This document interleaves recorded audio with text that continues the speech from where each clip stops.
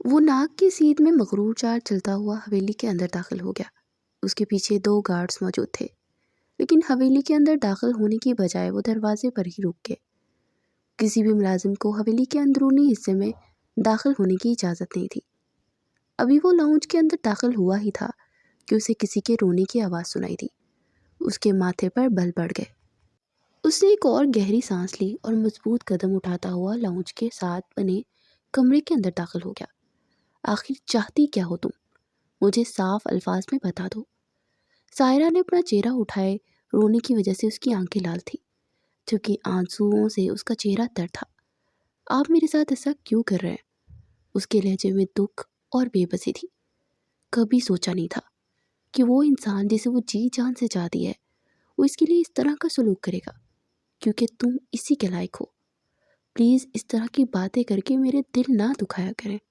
मुझे वही जहांगीर चाहिए जो किसी ज़माने में मुझ पर फिदा होता था, जो मेरी एक झलक देखने के लिए मेरे पीछे पीछे फिरता था और जो मुझसे बात करने के लिए हज़ारों तरह के बहाने तलाश करता था।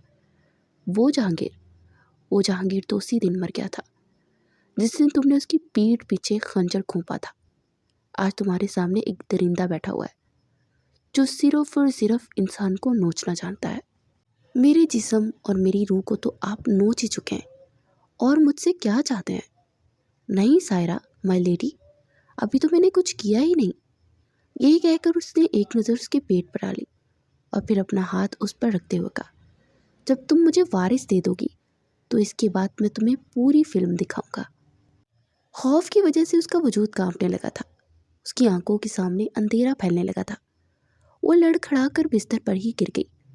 उसे एकदम ही बेहोश होता देख एक लम्हे के लिए तो जहांगीर भी परेशान हो गया था, लेकिन वो मजबूत एसाब का मालिक था। उसने अपने आप पर कंट्रोल रखा। उसके चेहरे को थपकने लगा ताकि उसे होश में ला सके, मगर यूं मालूम हो रहा था जैसे वो किसी और ही दुनिया में पहुंची हो। जहांगीर ने उसे फौरन अपने बाजू में उठा लिया और गाड़ी की तरफ बढ़ गया। किसी को भी अपने पीछे आने की इजाज़त नहीं दी थी उसने फॉर्चूनर का पिछला दरवाज़ा खोला और अपनी बेगम को इंतहाई एहतियात से निकाला, और इस दौरान उसने एक बार भी उस लड़की के चेहरे की तरफ नहीं देखा था, बल्कि अब उसने सायरा की तरफ देखना ही छोड़ दिया था। जब भी वो उसके सामने आती थी या जब भी जहांगीर के दिल में उसका ख्याल आता था, तो उसका दिल तकलीफ से बढ़ जाता था। आंखों में आंसू आ जाते थे। वो कमज़ोर इंसान नहीं था, मगर जो कुछ उसके साथ हुआ था उससे वो बहुत टूट गया था। और ये भी उसकी महारत थी कि उसने किसी के सामने भी इस चीज़ का इजहार नहीं किया था, और ना ही किसी को एहसास होने दिया था कि वो अंदर से कितना बिखरा हुआ है। आज भी लोग उसे अमीर और मगरूर खानज़ादा ही समझते थे, जो एक बहुत बड़ा बिजनेसमैन होने के साथ साथ एक डायरेक्टर भी था। आज तक उसकी कोई भी फिल्म फ्लॉप नहीं हुई थी, बल्कि जब से उसने फिल्म मेकिंग का काम शुरू किया था, तब से हर साल उसकी फिल्म में अवार्ड हासिल करती थी, और इस चीज़ ने उसे बेहद मुतकब्बिर बना दिया था।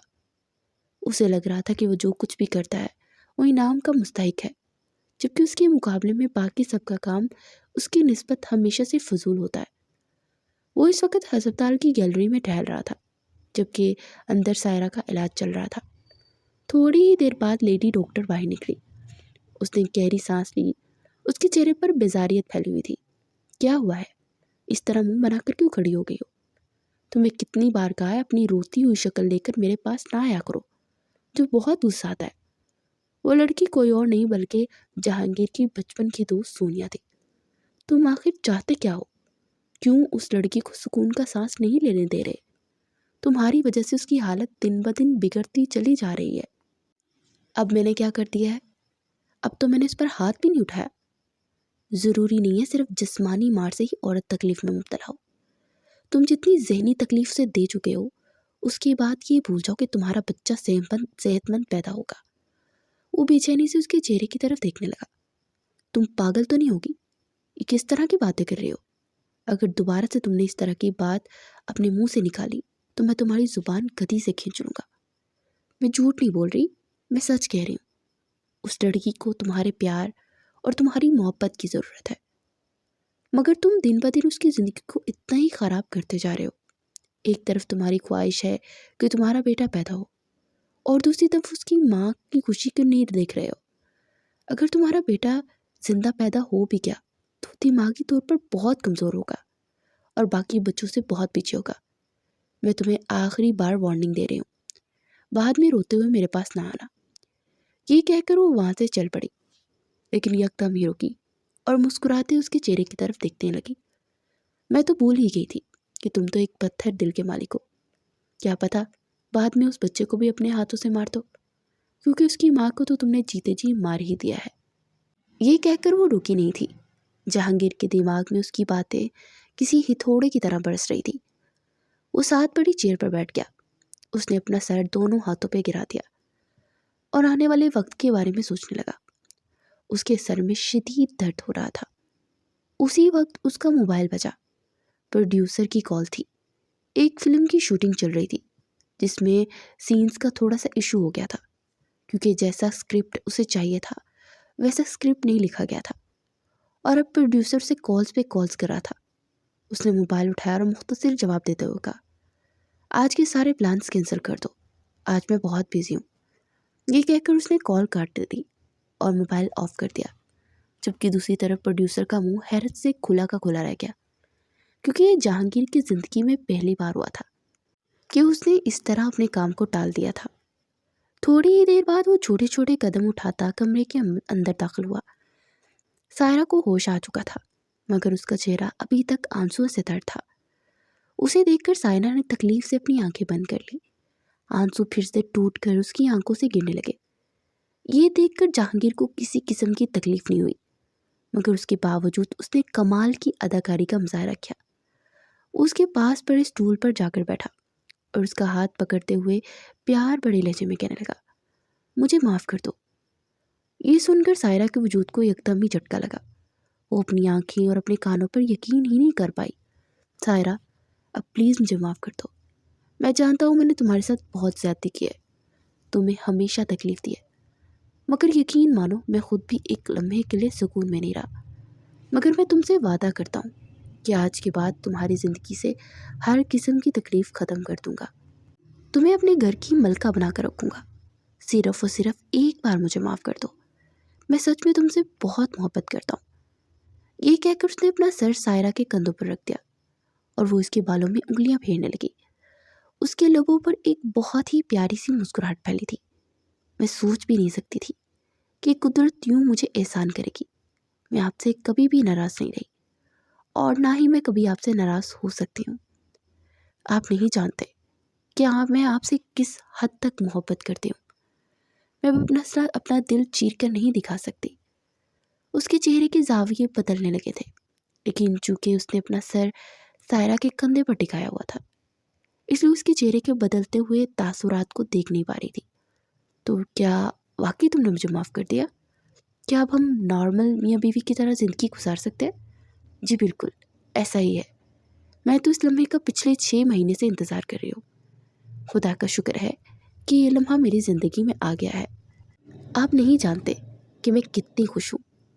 وہ سائرہ جس کے چہرے پر تھوڑی دیر تک بیزاریت پھیلی ہوئی تھی، وہ بہت ہی پریشان نظر آ رہی تھی۔ وہ یکدم ہی کسی گلاب کی طرح کھل اٹھی تھی۔ اس کا چہرہ خوشی کے مارے چمکنے لگا تھا۔ سونیا جو کہ اسی کی وقت کمرے کے اندر داخل ہوئی، جہانگیر کو دیکھ کر مسکرائی تو عجیب سے انداز میں مسکرانے لگا۔ یہ دیکھ کر سونیا کا دل عجیب سے انداز میں دھڑکا۔ وہ اپنے دوست کی فطرت سے بہت اچھے سے واقف تھی۔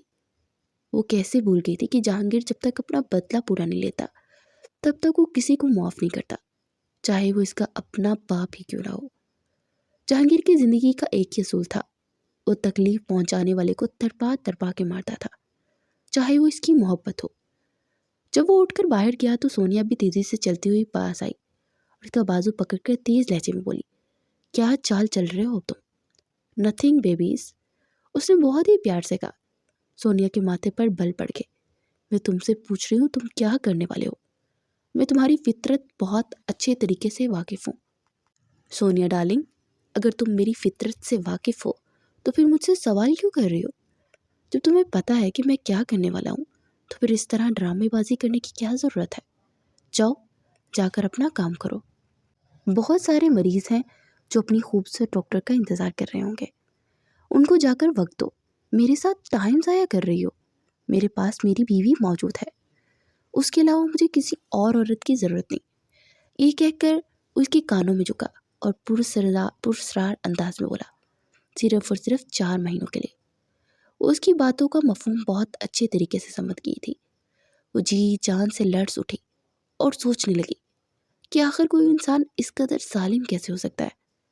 اگر تم اسے ایک ایسی گناہ کی سزا دے رہے ہو جو اس نے کیا ہی نہیں، تو پھر کیسے اس سے نظریں ملاؤ گے؟ بلکہ تم کیسے خود سے نظریں ملانے کے قابل رہو گے؟ میرے پاس اس کے خلاف تمام ثبوت موجود ہے۔ بعض اوقات آنکھوں کا دیکھا اور کانوں کا سنا بھی جھوٹ ہو سکتا ہے۔ یہ سن کر وہ کھلکھلا کر ہنسنے لگا۔ میں اتنا پیچیدہ انسان نہیں ہوں جو جھوٹ اور سچ کی پہچان میں لگا رہوں۔ جو کچھ دکھائی دیا میں نے اس پر یقین کر لیا، اب اس سے زیادہ میں کچھ نہیں کر سکتا۔ یہ کہہ کر اسے سائڈ کر کے وہاں سے جا چکا تھا۔ سونیا کمرے کے اندر گئی تو اس نے سائرہ کو دیکھا جو کہ کھل کر مسکرا رہی تھی۔ سونیا کو دیکھ کر اس نے اسے اپنے قریب آنے کا اشارہ کیا اور اس کے ہاتھ پکڑ کر پیار بھرے انداز میں کہنے لگی، مجھے پتہ ہے کہ جہانگیر کو تم نے سمجھایا، میں تمہارا یہ احسان کبھی نہیں بھول سکتی۔ تم نے میرے ساتھ بہت بڑی نیکی کی ہے۔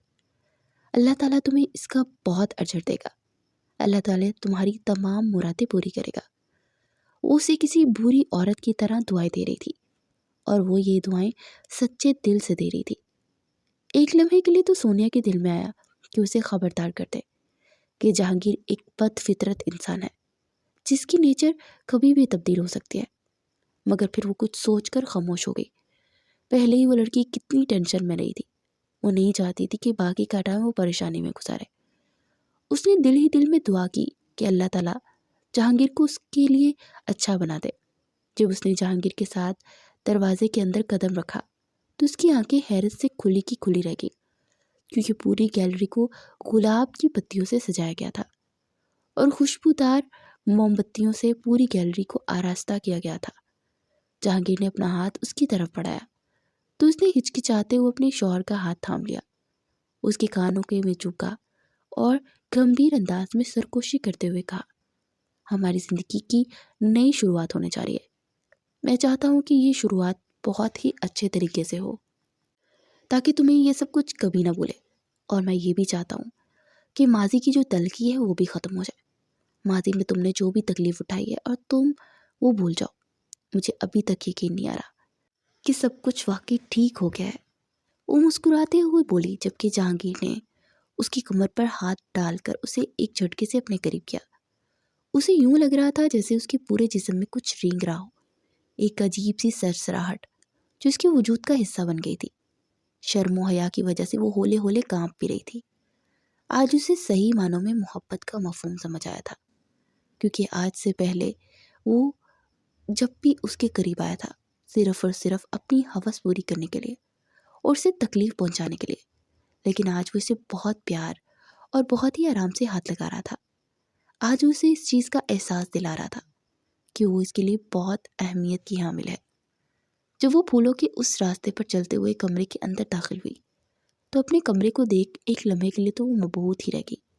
پورا کمرہ گلاب کی پتیوں سے بھرا ہوا تھا۔ سرخ رنگ کے بلیونز ہر طرف پھیلے ہوئے تھے۔ گلاب کی خوشبو نے کمرے کو معطر کر دیا تھا۔ وہ اس خوبصورتی سے نشے میں مسحور ہونے لگی۔ اس نے نرمی سے اپنا ہاتھ چھڑوایا اور چھوٹے چھوٹے قدم اٹھاتی بیڈ کے قریب جا کر کھڑی ہو گئی۔ ایک لمحے کے لیے اس نے اپنی آنکھیں تکلیف سے بند کی، کیونکہ یہاں پر کھڑے ہوتے اسے ماضی کے تمام واقعات یاد آ گئے تھے۔ کیسے کیسے اس شخص نے اسے تکلیف دی تھی، کیسے اس دن اس انسان سے پاؤں سے ٹھوکریں ماری تھی۔ اس نے یکدم ہی اپنے ذہن کو جھٹکنے کی کوشش کی، مسکراتے ہوئے پلٹی تو اسے کھڑا بہت ہی عجیب نظروں سے دیکھ رہا تھا۔ یکدم ہی اس نے اپنی نظروں کا زاویہ تبدیل کیا اور مسکراتے ہوئے بولا، کیا ہوا مائی لیڈی؟ کیا تمہیں یہ سب کچھ پسند نہیں آیا؟ وہ اس کی نظروں کے مفہوم کو سمجھ نہیں پائی تھی۔ اس نے ایک لمحے کے لیے گھبرا گئی، مگر جب اس نے پیار سے سوال کیا تو اب مسکراتے ہوئے کہنے لگی، نہیں، مجھے یہ سب کچھ ایک خواب جیسا معلوم ہو رہا ہے۔ آپ مجھے چٹکی کاٹیں تاکہ مجھے پتہ چلے کہ یہ حقیقت ہے۔ حقیقت کا گمان تمہیں تھوڑی ہی دیر بعد ہو جائے گا، کیونکہ اب جو کچھ میں تمہارے ساتھ کروں گا اس کے بعد تمہارے لیے یقین لازم ہو جائے گا۔ کم از کم خواب میں تو ایسا کچھ بھی نہیں ہو سکتا۔ یہ کہہ کر وہ چھوٹے چھوٹے قدم اس کی طرف بڑھانے لگا، جبکہ وہ پیچھے کی طرف کھسکنے لگی۔ بیڈ کے قریب جا کر وہ رک گئی۔ جہانگیر نے اسے احتیاط سے بیڈ پر لٹایا اور اس کے اوپر جھک گیا۔ اب وہ اس کے ماتھے کو بہت ہی پیار سے چوم رہا تھا۔ شرم و حیا کی وجہ سے اس کی پلکیں لرز رہی تھی۔ جہانگیر نے اس کے کانپتے ہوئے ہاتھوں کو پکڑا، اسے نرمی سے دبایا جیسے اسے تسلی دی ہو۔ پھر اس کی آنکھوں میں جھانکا اور ایک ایک کر کے اس کی دونوں آنکھیں چومی۔ تم بلا شبہ ایک بہت ہی حسین عورت ہو، میرے لیے تم بہت خاص ہو۔ میں چاہتا ہوں تمہیں ہمیشہ خاص بنا کر رکھوں۔ میں شرمندہ ہوں، میں نے اپنی زندگی کے 6 مہینے ضائع کر دیے، لیکن مزید ایسا کچھ بھی نہیں ہوگا۔ یہ کہہ کر اس کے کانوں کے لوگوں کو اپنی دانتوں میں دبا چکا تھا۔ وہ تھوڑی سی پیچھے گھس گئی، مگر جہانگیر نے اسے پھر سے اپنی جانب کھینچ لیا۔ آج کسی بھی قسم کی دوری برداشت نہیں کر سکتا۔ آج تم نے ہر حال میں میرا ہونا ہے۔ وہ بہت ہی مطمئن انداز میں بات کر رہا تھا۔ نہ تو اس کے لہجے میں اس دن کی طرح جنونیت تھی اور نہ ہی اس کے لہجے میں کسی قسم کا غصہ تھا۔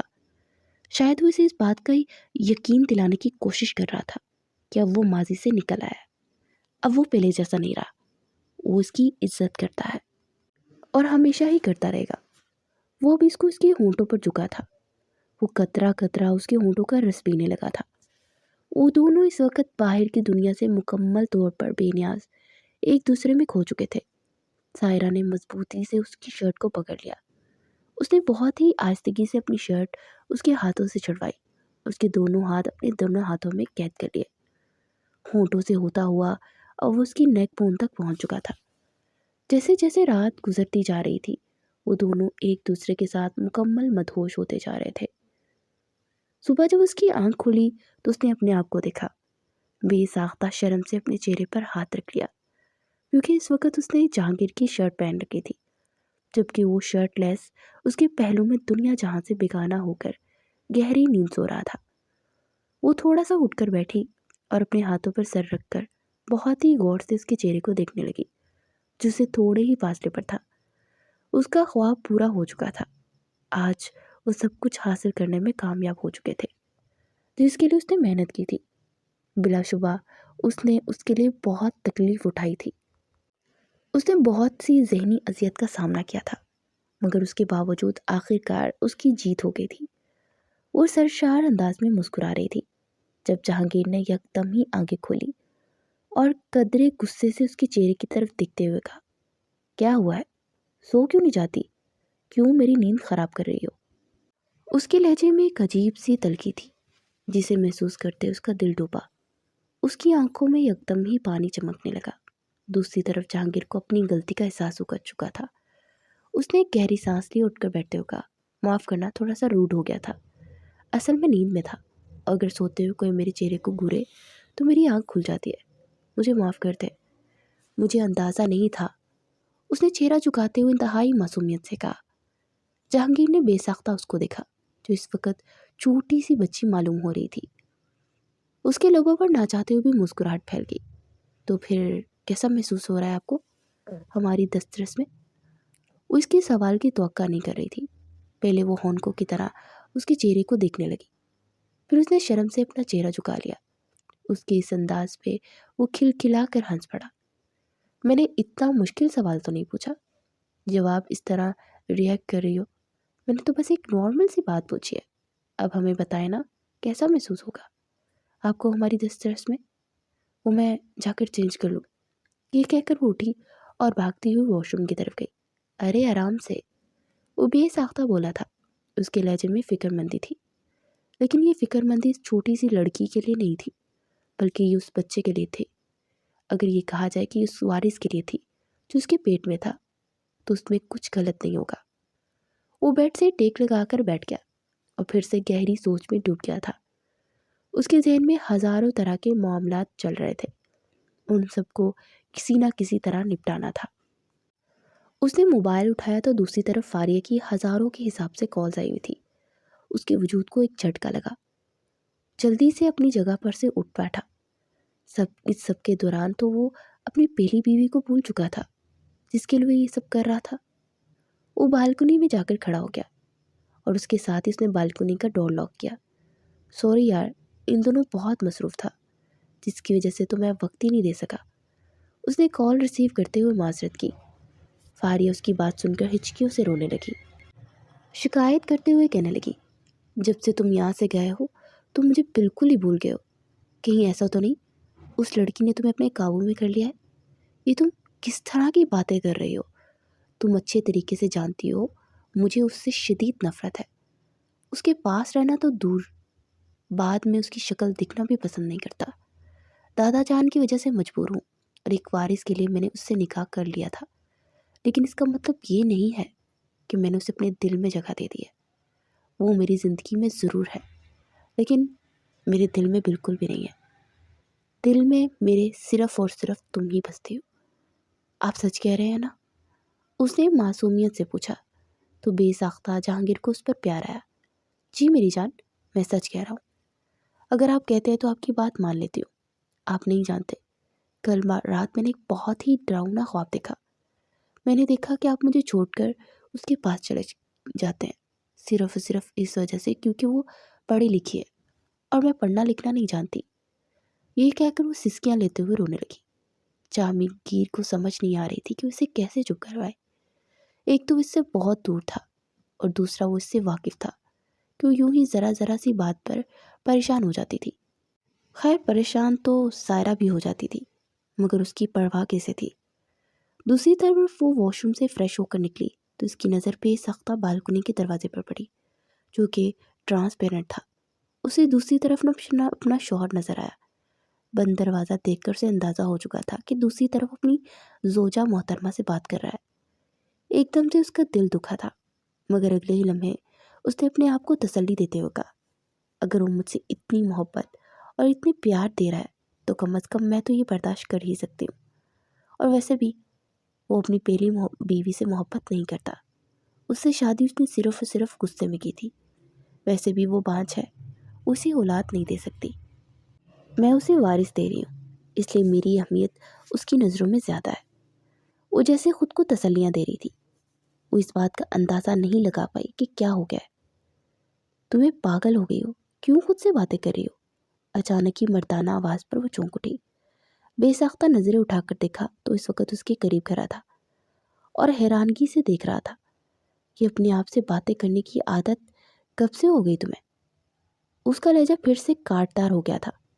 بڑی مشکل سے اس نے جہانگیر کو یہ انداز برداشت کیا جو یقیناً اس کے لیے ناممکن کام تھا۔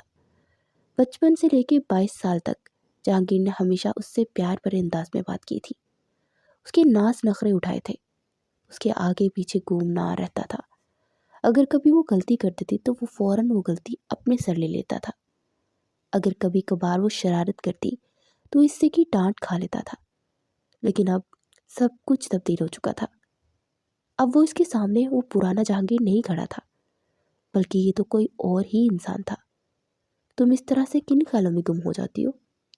کبھی کبھار تو مجھے تم سے خوف محسوس ہونے لگتا ہے اور تمہارے پاگل ہونے کا گمان ہوتا ہے۔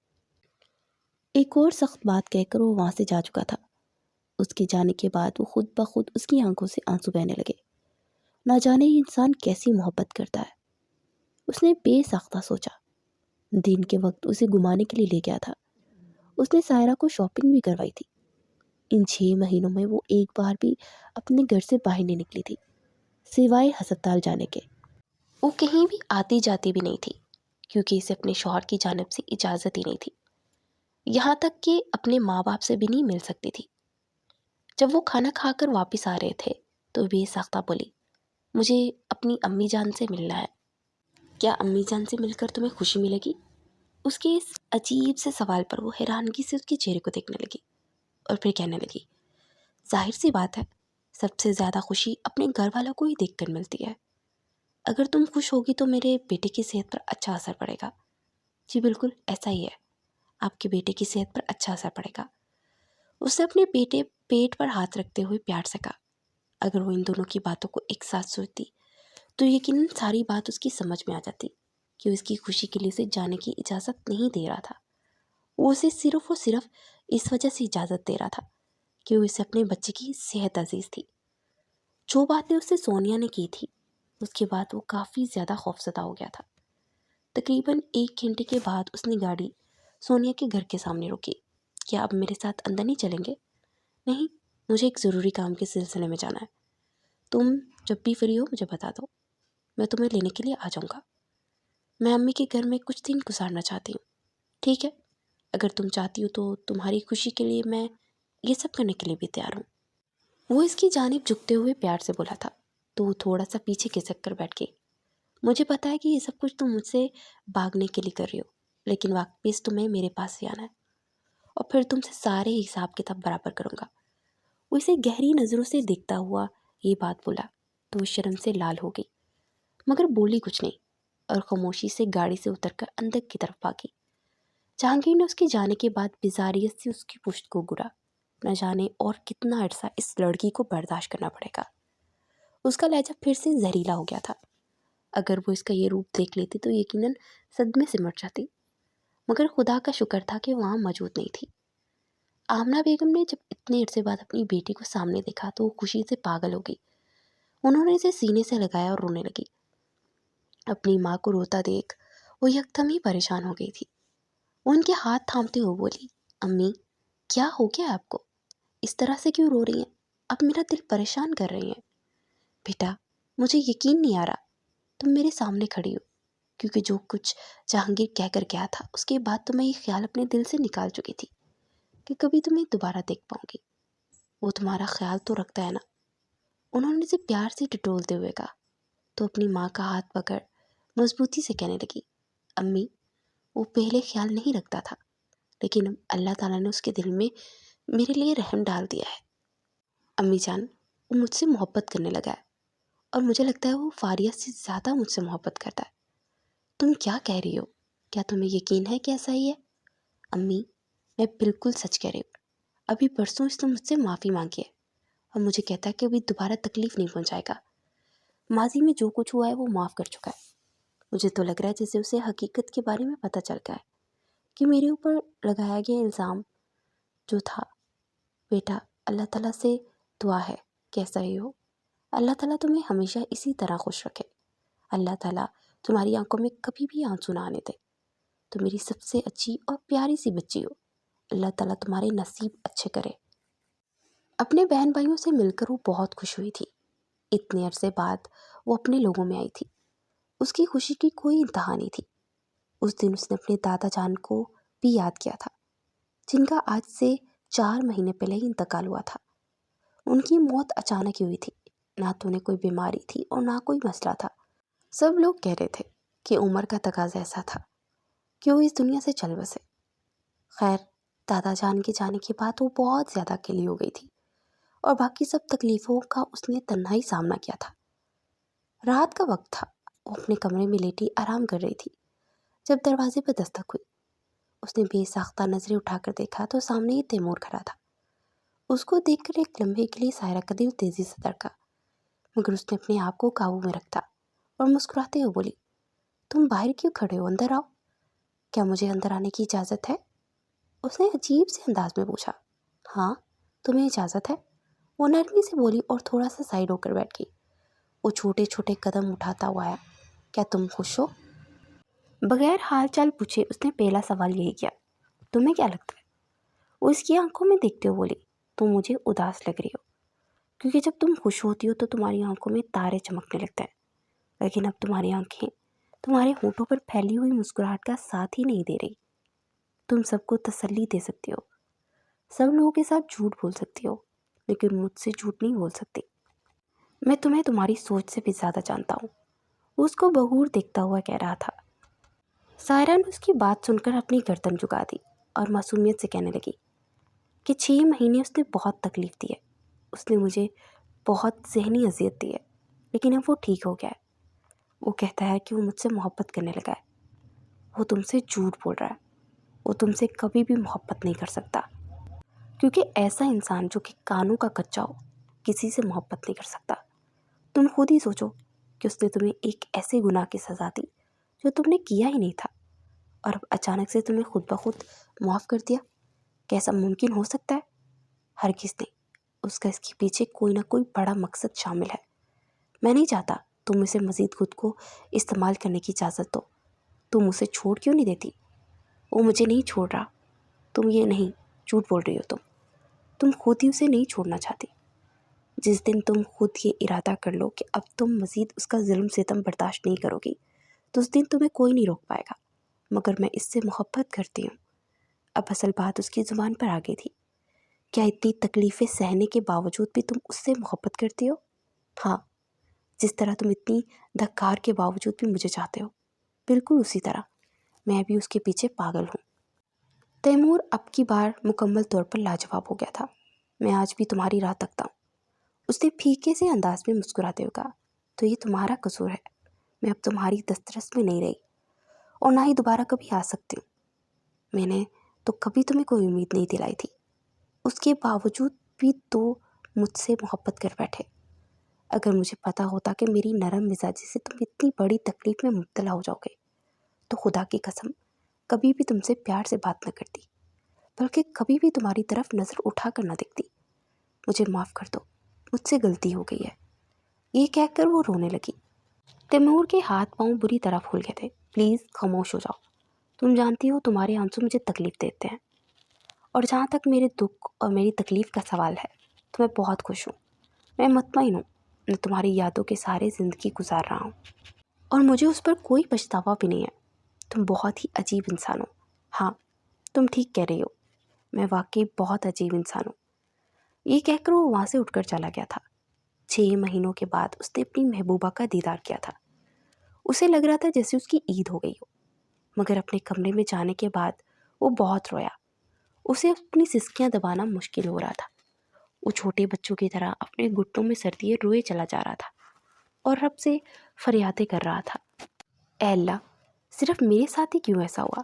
میں نے تو آپ سے کبھی بھی کچھ نہیں مانگا سوائے ایک انسان کے، اور وہ بھی مجھے نہ ملا۔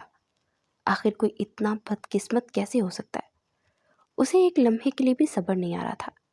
سائرہ اپنے کمرے میں بیٹھی ماضی کے بارے میں سوچنے لگی، جو بہت ہی تکلیفوں سے بڑا تھا۔ وہ 10 سال کی تھی جب اس کے کانوں میں یہ بات ڈال دی گئی تھی کہ تمہارا نکاح جہانگیر سے ہوگا۔ وہ اس انسان سے چھوٹی سی عمر سے محبت کرنے لگی تھی۔ وہ اس کے خواب دیکھنے لگی تھی۔ جہاں تک جہانگیر کا سوال تھا تو وہ بھی اس سے بے تحاشا پیار کرتا تھا، اس پر اپنی جان بھی قربان کرنے کے لیے تیار تھا۔ وہ اس کے تایا جان کا بیٹا تھا، اپنے کزنوں میں سب سے نمایاں اور سب سے یہ ذہین۔ یہی وجہ تھی کہ دادا جان کا ماننا تھا کہ سرداری بھی اس کے حوالے کریں گے۔ باقی سب کزن بھی اس سے جلتے تھے، لیکن اسے کسی کی پرواہ نہیں تھی اور نہ ہی سرداری چاہیے تھی۔ اسے اپنے خواب تھے جنہیں وہ پورا کرنا چاہتا تھا۔ وہ ایک بہت بڑا بزنس مین بننے کے ساتھ ساتھ ایک فلم میکر بھی بننا چاہتا تھا۔ اس کی زندگی کا صرف اور صرف ایک ہی مقصد تھا، پیسہ کمانا، اور اس سفر میں اسے ایک بہت ہی پیاری اور اس کی مرضی کے مطابق لڑکی مل گئی تھی، سائرہ۔ مگر اس کی ماں کومل بیگم سائرہ کو بالکل بھی پسند نہیں کرتی تھی۔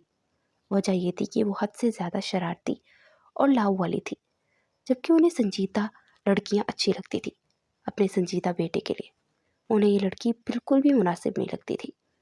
انہوں نے دادا جان سے بات کی تو دادا جان نے صاف انکار کر دیا کہ میں اپنے چھوٹے بیٹے کو زبان دی ہوئی ہے اور اب رشتہ بھی طے ہو چکا ہے۔ دونوں ایک دوسرے کو پسند کرتے ہیں۔ میں اب کسی قسم کی کوئی بھی مداخلت نہیں چاہتا۔ جہاں تک کومل بیگم کا سوال تھا تو انہوں نے اپنی بہن سے وعدہ کیا تھا کہ وہ اپنے بیٹے کی شادی ان کی بیٹی فاریہ سے کریں گی، لیکن حالات بے قابو ہونے لگے۔ انہوں نے ایک بہت بڑی چال چلی جس میں سائرہ کی زندگی تباہ و برباد ہو گئی۔ انہوں نے سائرہ کے کردار پر الزام لگایا، وہ اسے گاؤں کے ایک لڑکے کے ساتھ بدنام کر دیا تھا۔ انہوں نے رات کی تاریکی میں بہانے سے اس لڑکے کو باغ میں بلایا اور یہاں سے سائرہ کو بھیجا۔ وہ ٹھہری سدا کی معصوم اور لاؤ والی۔ اسے اندازہ نہیں تھا کہ ایک الو دیکھنے کے چکر میں اسے الو بنا دیا جائے گا۔ وہ اس باغ میں الو دیکھنے کے لیے گئی تھی۔ یہاں سے فاریہ بیگم نے اپنے بیٹے کے کان بڑھے کہ جس لڑکی سے تم محبت کرتے ہو کسی اور کے ساتھ عشق لڑا رہی ہے، اور اس کے علاوہ بھی پتہ نہیں کتنے لڑکوں کے ساتھ اس کی یاریاں ہیں۔ اگر تمہیں یقین نہیں تو خود ہی باغ میں جا کر دیکھ لو۔ غصے سے وہ وہاں سے نکلا اور باغ میں گیا تو سامنے ہی سائرہ کا دوپٹہ پڑا ہوا تھا جو اس نے آج اوڑھا تھا۔ دراصل وہاں بیچنے سے پہلے فاریہ بیگم نے اس سے اس کا دوپٹہ لے لیا تھا اور اپنی چادر اسے دے دی تھی۔ پھر وہی دوپٹہ انہوں نے راستے میں پھینک دیا۔ اس کی تھوڑی پاس پر سائرہ کی ٹوٹی ہوئی چوڑیاں بھی موجود تھیں جو وہاں پر ہونے والی داستان کا صاف پتہ دے رہی تھی۔ یہ دیکھ کر اس کے ماتھے پر بل پڑ گئے۔ ساری کہانی اس کی سمجھ میں آ چکی تھی، اور پھر جب تھوڑے ہی فاصلے پر اس نے سائرہ کے ساتھ ایک اجنبی کو دیکھا تو اس کا سارا خون ہی کھولنے لگا۔ سب سے پہلے تو اس نے اجنبی کو اتنا مارا کہ وہ مرنے کے قریب پہنچ چکا تھا۔ اگر سائرہ آگے نہ آتی تو وہ یقیناً اسے مار دیتا۔ پھر وہ اس لڑکی کے وجود پر تھوکتے ہوئے کہنے لگا، آج تم میرے دل سے اتر گئی ہو، تمہارے لیے میرے دل میں جتنی بھی محبت تھی وہ ختم ہوگی، میں تم جیسی لڑکی پر اب تھوکنا بھی پسند نہیں کرتا۔ یہ کہہ کر وہ وہاں سے چلا گیا، جبکہ سائرہ کو یوں محسوس ہوا جیسے کسی نے پگھلا ہوا سیسا اس کے کانوں میں انڈیل دیا ہو۔ یہ بات پوری حویلی میں پھیل چکی تھی، سب لوگ اسے بد کردار کہہ رہے تھے، کوئی بھی اس کی بات پر یقین کرنے کے لیے تیار نہیں تھا، سوائے اس کی ماں کے، کیونکہ یہاں سے آنے سے پہلے اس نے اپنی امی جان کو سب کچھ بتایا تھا۔ وہ آمنہ بیگم سے کچھ بھی نہیں چھپاتی تھی، وہ اپنی بیٹی کی صفائی پیش کر رہی تھی، لیکن کومل بیگم نے چیختے ہوئے انہیں بھی خاموش کروا دیا۔ انہوں نے پورا بندوبست کر رکھا تھا۔ تقریباً ایک ہفتے بعد انہوں نے اپنی بھانجی کا نکاح اپنے بیٹے سے کروا دیا، اور پھر اس حویلی میں جہاں پر سائرہ کی شادی ہونی تھی وہاں پر وہ لڑکی آ گئی۔ سائرہ کی حالت بہت بری تھی، اسے ابھی تک یقین نہیں آ رہا تھا کہ قسمت نے اس کے ساتھ اتنا بڑا مذاق کر چکی ہے۔ آمنہ بیگم نے جب اپنی بیٹی کی یہ حالت دیکھی تو اپنے شوہر سے بات کی۔ وہ لوگ شہر شفٹ ہو گئے تھے۔ اس قصے کو 5 سال گزر چکے تھے۔ ان 5 سالوں میں وہ اسے بھول نہیں پا رہی تھی۔ دادا جان بھی اپنی پوتی کی یہ حالت دیکھ کر بہت پریشان تھے۔ دوسری طرف جہانگیر کے گھر میں کوئی اولاد بھی نہیں تھی۔ جب وہ اپنی بیوی کو ڈاکٹر کے پاس لے کر گیا تو انہوں نے بتایا کہ وہ بانجھ ہے اور کبھی بھی ماں نہیں بن سکتی۔ دادا جان کے پاس ایک سنہری موقع تھا کہ وہ اپنی پوتی کو دوبارہ سے اس گھر میں لے آتے۔ انہوں نے جہانگیر سے بات کی کہ ان کی پوتی سے دوسری شادی کر لے۔ جب سائرہ کو اس بارے میں پتہ چلا تو اس نے اپنے گھر والوں کو مخالفت کے باوجود بھی جہانگیر سے نکاح کر لیا۔ وہ صرف اور صرف اپنی بے گناہی کے بارے میں اسے بتانا چاہتی تھی۔ وہ اسے اس بات کا احساس دلانا چاہتی تھی کہ جہانگیر نے اس کے ساتھ بہت بڑی زیادتی کی ہے، مگر وہ یہ بھول گئی کہ ان 5 سالوں میں وہ انسان بالکل تبدیل ہو گیا تھا اور پتھر کا بن گیا تھا۔ اس کے خلاف جو چال چلی گئی اس میں فاریہ نے اپنی ساس کومل بیگم کا ساتھ دیا تھا۔ ان دونوں نے مل کر ہی یہ کھیل کھیلا تھا جس میں وہ بیچاری سب کی نظروں میں گر گئی تھی۔ شادی کی رات اس نے جب جہانگیر کو اس کے بارے میں بتانے کی کوشش کی تو الٹا ذلیل و رسوا ہو گئی۔ یہ مت سمجھنا کہ میں تم سے محبت کرتا ہوں یا میں نے تم سے معاف کر دیا تمہیں، یہ شادی میں نے صرف اور صرف اولاد کی وجہ سے کی ہے، یہ کہہ کر اس نے سائرہ کو نوچنا شروع کر دیا۔ اگلے ہی دن وہ اپنی پہلی بیوی کو لے کر ہنی مون منانے کے لیے چلا گیا، اور سائرہ کے منہ پر زوردار تماچا تھا۔ وہ سوچ بھی نہیں سکتی تھی کہ اسے اس طرح سب کی نظروں میں گرا دے گا۔ جب وہ 1 مہینے کے بعد واپس آیا تب تک وہ حاملہ ہو چکی تھی۔ تب جہانگیر نے وہ بچہ قبول کرنے سے ہی انکار کر دیا۔ ٹھیک ہے، اگر آپ یہ ماننے کے لیے تیار نہیں تو میں ابارشن۔ اس سے پہلے کہ وہ مزید کچھ کہتی جہانگیر کا ہاتھ اٹھا اور اس کے چہرے پر نشان چھوڑ گیا۔ اس نے رانی کی طرف دیکھا، ابھی اور اسی وقت اس کا سامان پیک کرو، یہ میرے ساتھ شہر جا رہی ہے۔ یہ کہہ کر وہ وہاں سے چلا گیا۔ دادا جان بھی غصے سے اس کے پیچھے گئے اور چلاتے ہو بولے، تو کیا تم پھر اس لڑکی پر الزام لگا رہے ہو؟ نہیں، میں بس اسے تنگ کر رہا تھا۔ اس نے نظریں چراتے ہوئے کہا، تم پاگل تو نہیں ہو گئے ہو، یا تم میں خوف خدا ختم ہو گیا؟ تم سب لوگوں کے سامنے اس کے ساتھ یہ گھٹیا مذاق کر رہے تھے کہ یہ بچہ تمہارا نہیں۔ کیا ہو گیا دادا جان؟ اب مان تو لیا ہے، اور کیا کر سکتا ہوں؟ اب پلیز میری جان چھوڑ دیں، پہلے ہی سر میں بہت درد ہو رہا ہے۔ یہ کہہ کر وہ بازاریت سے باہر نکل گیا، اور پھر 5 مہینے سائرہ نے بہت تکلیف میں کاٹے۔ وہ ہر پل جیتی تھی اور ہر پل مرتی تھی، اور ابھی اگر جہانگیر نے اس کے ساتھ اپنا رویہ درست رکھا تھا تو صرف اور صرف اس بچے کے لیے۔ سائرہ نے ایک بہت ہی پیارے بیٹے کو جنم دیا تھا۔ وہ بچہ جہانگیر کے حوالے کر رہے تھے جب وہ سخت لہجے میں بولا، اب تمہارا اس کے ساتھ کوئی تعلق نہیں، تم ٹھیک ہونے کے بعد فوراً اپنی ماں کے پاس واپس چلے جانا، اس کی پرورش میں اور فاریہ کریں گے۔ یہ آپ کیا کہہ رہے ہیں؟ وہ بے چینی سے بولی، اور اس پر یہ راز اشکار ہوا کہ 4 مہینے جہانگیر نے اس کے ساتھ ڈرامہ رچایا تھا تاکہ اس کے بچے کو کسی قسم کا نقصان نہ پہنچے۔ سائرہ کو لگا تھا کہ 7 آسمان اس کے سر کے اوپر آ کر گر گئے ہیں۔ وہ چند لمحوں تک تو اسے دیکھتی رہی اور پھر صرف اتنا ہی بولی کہ آپ کو میری آہ لگے گی، میں آپ کو کبھی معاف نہیں کروں گی، آپ نے ہمیشہ میرا تماشا بنایا۔ یہ کہہ کر وہ خاموش ہو گئی اور اپنی ماں کے گھر آ گئی تھی۔ تقریباً 1 ہفتے کے بعد جہانگیر پر یہ راز بھی اشکار ہو گیا تھا کہ سائرہ پر الزام لگایا گیا تھا، اور یہ سب اس کی اپنی بیوی نے اسے روتے ہوئے بتایا تھا، کیونکہ پچھلے 4 دنوں سے وہ ایک ہی خواب دیکھ رہی تھی کہ سائرہ اپنے رب کے سامنے رو رہی ہے اور اسی کا نام لے کر اسے بد دعائیں دے رہی ہے۔